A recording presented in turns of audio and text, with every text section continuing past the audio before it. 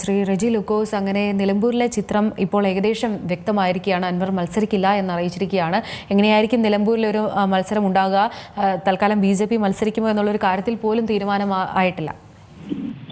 അല്ല, അൻവറിന്റെ ക്ഷമിക്കണം, നിലമ്പൂരിലെ ചിത്രങ്ങൾ വളരെ വ്യക്തമായി കഴിഞ്ഞു. നിലമ്പൂരിൽ നടത്തുന്ന ഫൈറ്റ് എന്ന് പറയുന്നത് വികസന വിരോധികളും വികസനത്തിന് പിന്തുണയ്ക്കുന്നതും തമ്മിലുള്ള ഒരു പൊളിറ്റിക്കൽ ഫൈറ്റാണ് ഈ തെരഞ്ഞെടുപ്പിൽ.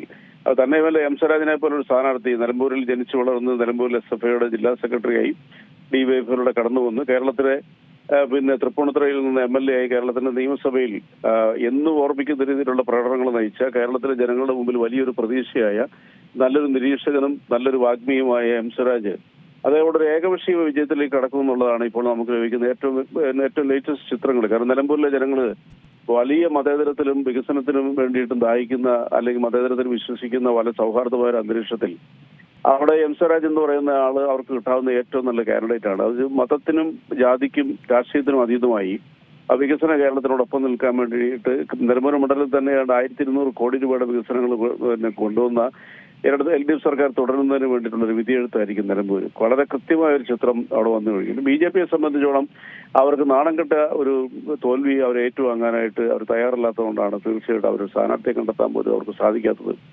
BD ജെയ്സനും അറിയാം, ഒരു 2016 BDJS അവിടെ മത്സരിച്ചായിട്ട് 12,000 വോട്ടോളം നേടിയത്. ഇന്നിപ്പോ അതിന്റെ ഒരു 1/3 പോലും കിട്ടിയിരുന്ന ഭയം അവർക്കുണ്ട്. അപ്പൊ അതുകൊണ്ട് അവരും മത്സരിക്കാൻ തയ്യാറാകുന്നില്ല. മുൻകൂട്ടി തന്നെ കീഴടങ്ങിയ ഒരു രാഷ്ട്രീയ പ്രസ്ഥാനമായി നിലമ്പൂരിൽ നാണം കെട്ടിരിക്കുകയാണ് BJP എന്ന് പറഞ്ഞ രാഷ്ട്രീയ പ്രസ്ഥാനം.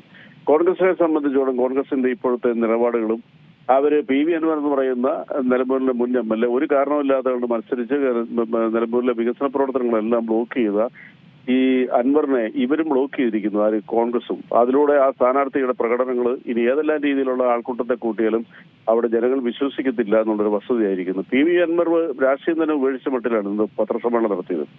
അദ്ദേഹത്തെ മത്സരിക്കുന്നുണ്ട്, പണമില്ല, എന്തായാലും UDF-ലേക്ക് ഇല്ല, അത് BD സതീശൻ നയിക്കുന്ന UDF-ലേക്ക് താൻ എന്തായില്ല എന്ന് പറഞ്ഞത് കേരളത്തിന്റെ പ്രതിപക്ഷ നേതാവിനെതിരെയുള്ള വലിയൊരു അറ്റാക്കായിരുന്നു. അത് കേരളത്തിൽ വലിയ രീതിയിൽ ചർച്ച ചെയ്യപ്പെടുന്നുണ്ട്. രണ്ടാമത് ഏറ്റവും അവസാനമായി പറയാനുള്ളത്, നിലമ്പൂരിൽ അൻവറിന്റെ അദൃശ്യ സാന്നിധ്യം പോലും കോൺഗ്രസിന് വിനയാവും. അത് തീർച്ചയായിട്ടും മഹാഭൂരിപക്ഷത്തിലേക്ക് എം സ്വരാജിനെ നയിക്കും. ഒരുപക്ഷെ കേരളത്തിലെ റെക്കോർഡ് ഭൂരിപക്ഷം നിലമ്പൂരിലായിരിക്കും എന്നുള്ളതാണ് നമുക്ക് വളരെ വ്യക്തമായിട്ട്. ഒരു കേരളത്തിലെ ഏതെങ്കിലും ഒരു വ്യക്തിക്ക് ഒരു നിഷേധിക്കാൻ പറ്റത്തില്ല യാഥാർത്ഥ്യങ്ങൾ. ഇതാണ് എനിക്ക് ഇപ്പോൾ ആദ്യഘട്ടത്തിൽ പറയാനുള്ളത്.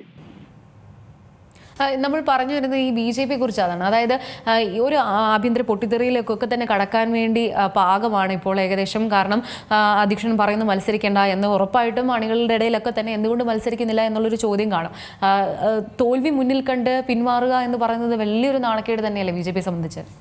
തീർച്ചയായിട്ടും. അതായത് ഞാൻ സൂചിപ്പിച്ചല്ലോ, BJPയെ സംബന്ധിച്ചോളം BJPയുടെ നിലനിൽപ്പിനെ പോലും അപകടത്തിലാക്കും. ഇപ്പം നിലമ്പൂർ നിയോജകമണ്ഡലത്തിലെ വിവിധ അവരുടെ കമ്മിറ്റികളും ബൂത്ത് അടിസ്ഥാനത്തിൽ മുതലുള്ള അവരുടെ പ്രവർത്തകർ തങ്ങൾക്കൂടെ സ്ഥാനാർത്ഥിയെ വേണം മത്സരിക്കാൻ. പരാജയമല്ല, മത്സരമാണ് വേണ്ടത്, പരാജയ ഭീതി ഒന്നും അതിനകത്ത് പ്രശ്നമല്ല എന്ന് പറഞ്ഞുകൊണ്ട് അവർ പലരും പ്രകടനങ്ങൾ നയിച്ചു അവിടെ. രണ്ടാമത്തെ കാര്യം വെച്ചാൽ MD രമേശ് DCCയുടെ ഒരു വനിതാ സെക്രട്ടറി ഒരു അഡ്വക്കേറ്റിനെ സമീപിച്ചുകൊണ്ട് മത്സരിക്കുന്നതിന് പ്രേരണയിൽ അല്ലെങ്കിൽ താല്പര്യമുണ്ടെന്ന് ചോദിച്ചു. അവരും തയ്യാറായിട്ടില്ല.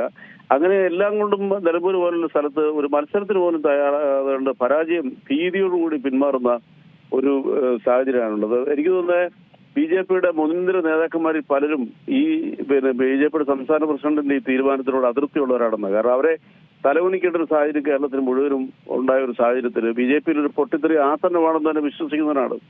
MD രമേശിനെ പോലെ അവരുടെ ഏറെ പാരമ്പര്യമുള്ള മിതഭാഷിയായ ഒരു സംസ്ഥാന വൈസ് പ്രസിഡന്റ് അവിടെ പോയി സ്ഥാനാർത്ഥി കണ്ടെത്താൻ ശ്രമിക്കുമ്പോൾ തങ്ങൾ മത്സരത്തിലില്ലായിരുന്നു, BDJസിന് വേണേ മത്സരിക്കാമെന്ന് പറഞ്ഞ് അത് ശരിക്കും പറയുന്നത് MD രമേശിനെ പോലെ മുതിർന്ന നേതാക്കളോട് കാണിച്ചൊരു അധിക്ഷേപമാണ്, അവഹേളനമാണ്. അതുകൊണ്ട് BJPയിൽ ഒരു പൊട്ടിത്തെറി ആസന്നമാണത് ഉള്ള കാര്യത്തിൽ യാതൊരു തർക്കവുമില്ല. BJPയുടെ സംസ്ഥാന പ്രസിഡന്റ് വലിയ കോലാഹലത്തോടുകൂടി ഇവിടെ പ്രസിഡന്റ് സ്ഥാനത്തേക്ക് വന്നതിന് ശേഷം നമ്മൾ കാണുന്നതെല്ലാം അദ്ദേഹത്തിന്റെ വായിൽ നിന്ന് വരുന്ന എന്താ പറയാ, വ്യക്തിപരമായിട്ട് എനിക്ക് അദ്ദേഹത്തിനോട് എതിർപ്പില്ലെങ്കിൽ അദ്ദേഹം പറയുന്ന ഓരോ വാക്കുകളും രാഷ്ട്രീയ കക്ഷിക്ക് ചേർന്ന അതാണോ എന്നുള്ള ഒരു സംശയമുണ്ട്. അപ്പൊ BJPയിൽ കലഹം ഉണ്ടാവുന്നുള്ളൊരു ഒരു സംശയമില്ല. BJP ഒരുപക്ഷെ പിളർന്നാൽ പോലും അതിശയപ്പെടാനില്ല. ഒരു ജനാധിപത്യത്തിൽ മത്സരിക്കുക എന്നുള്ളതാണ്. ആരെങ്കിലും ഒരാളെ ജയിക്കത്തുള്ളൂ, അല്ലെ ഏതെങ്കിലും ഒരു രാഷ്ട്രീയ കക്ഷിയുടെ പ്രതിനിധി ജയിക്കത്തുള്ളൂ.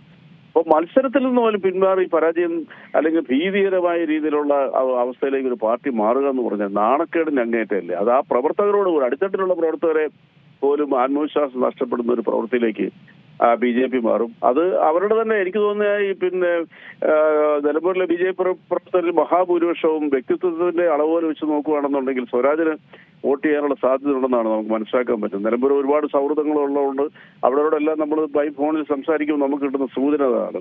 BJP രാഷ്ട്രീയ പ്രസ്ഥാനത്തിന്റെ വർഗീയപരമായിട്ടുള്ള പ്രവർത്തനങ്ങൾക്ക് ജനങ്ങൾ ആകപ്പാടെ കേരളത്തിൽ മുഖം തിരിച്ചിരിക്കുകയാണ്. അപ്പോഴാണ് ഇങ്ങനത്തെ ഭീരുത്വം കാണിച്ചത്. അപ്പൊ അത് ആ പാർട്ടിയുടെ ഇതുവരെ പ്രവർത്തനങ്ങളിൽ മുന്നിൽ നിന്നിരുന്ന നേതൃത്വ നിരയെ തന്നെ BJPയുടെ സംസ്ഥാന പ്രസിഡന്റിനെയും അദ്ദേഹത്തെ പിന്താങ്ങുന്നവർക്കെതിരെ ഒരു വെല്ലുവിളി തന്നെ ഉയർത്തിക്കൊണ്ട് വരാനുള്ള സാഹചര്യം കൂടുതലാണെന്ന് എനിക്ക് മനസ്സിലാക്കാൻ പറ്റുന്നത്. വളരെ നന്ദിയുണ്ട് ശ്രീ റെജി ലൂക്കോസ് ഈ അവസരത്തിൽ പ്രതികരിച്ചതിന്.